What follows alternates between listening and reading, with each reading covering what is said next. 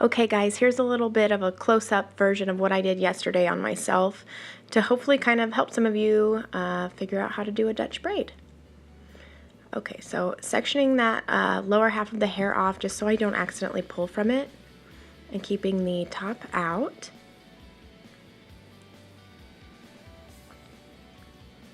So once I grab this, I'm going to go ahead and take a small section right up at the hairline.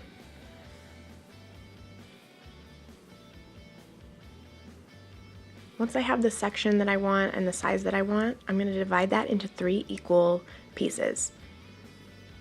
And with the Dutch braid, you're going to be going underhand the whole time. So you're not going to be putting strands over each other. You're going to go under into the middle, under into the middle. So taking from the right and going to the middle, taking from the left and going into the middle, underneath.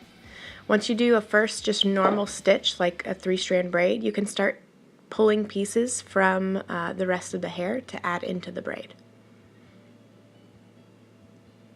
Pulling pieces and then going under and into the middle. I'm trying to go real slow just so you guys can kind of see what I'm doing. Pulling from the side and taking that under into the middle. And I'm going to repeat these steps all the way back until I run out of hair to grab from.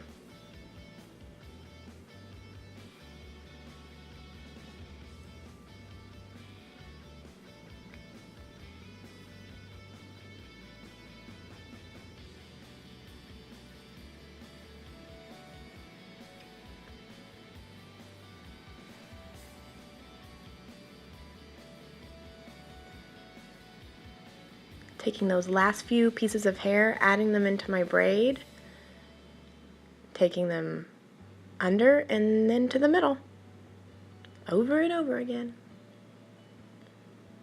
And once I run out of hair to add into my braid, I'm going to just go ahead and continue with a normal 3-strand braid, continuing underhand. So keep going under to create your 3-strand braid. And that's kind of what that Dutch braid looks like before I continue.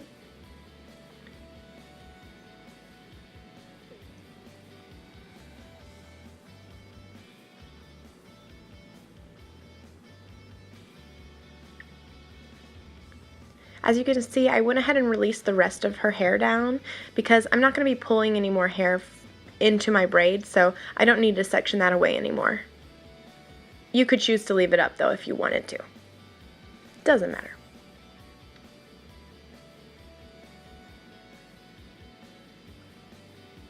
Okay, once I've finished my 3-strand braid, I'm just going to secure that with an elastic.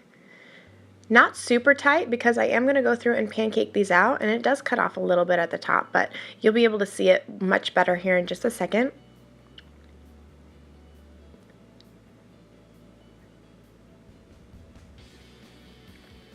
And in order to pancake your braids, you can do this with pretty much any kind of braid. Just kind of gently pull, and you're going to go from the bottom to the top, just so you have extra slack as you go. I usually start from the edge of each little stitch and working my way in with my fingers. That way you don't just pull the whole stitch out. You take little by little.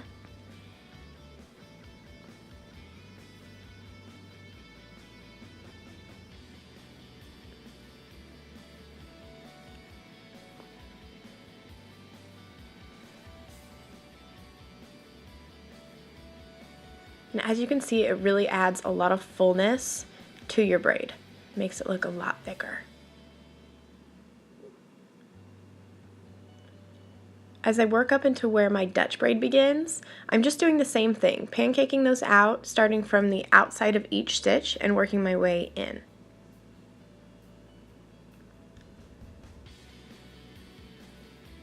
And you can make these literally as big as you want. You could make it even bigger and fatter and thicker than what I have going on here too, if you want more of a dramatic look.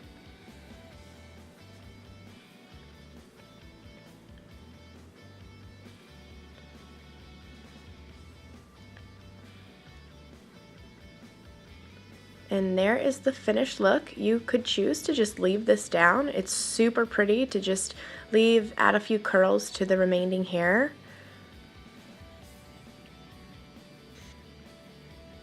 But for her hair, I'm going to go ahead and show you how to do a little braid bun just using the braid that we already have.